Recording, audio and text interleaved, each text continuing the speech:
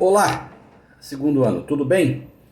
Nós vamos, a partir de hoje, ainda que vocês estejam aí descansando, já promover a publicação de algumas videoaulas, já nos preparando para o reinício, que já se avizinha daqui a pouquinho, né? Então nós vamos começar com aquilo que a gente pode denominar de matéria do segundo semestre.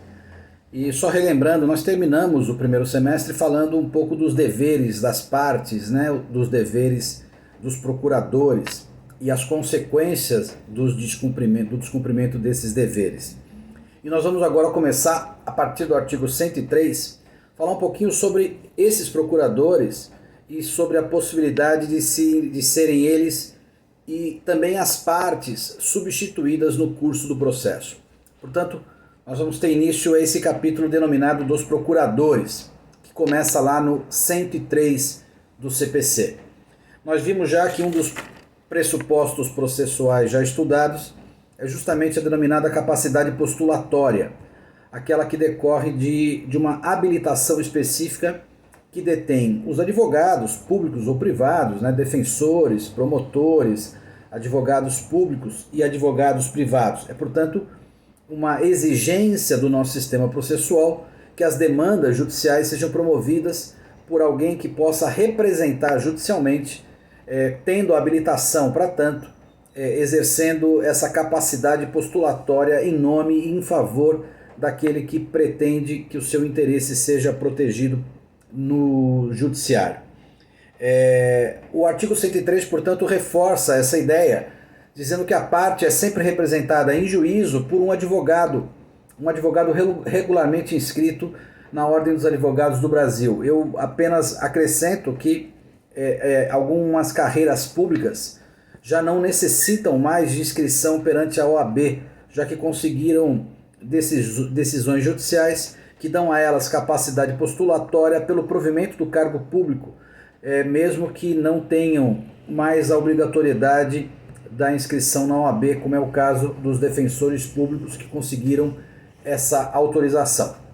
No parágrafo único desse artigo 103 está dizendo que se a parte for também advogada, ou portanto a parte já tiver ela própria capacidade postulatória, haverá aquilo que a gente chama de advogar em causa própria, bastando que a parte, portanto, comprove a sua condição de estar habilitada perante a Ordem dos Advogados do Brasil.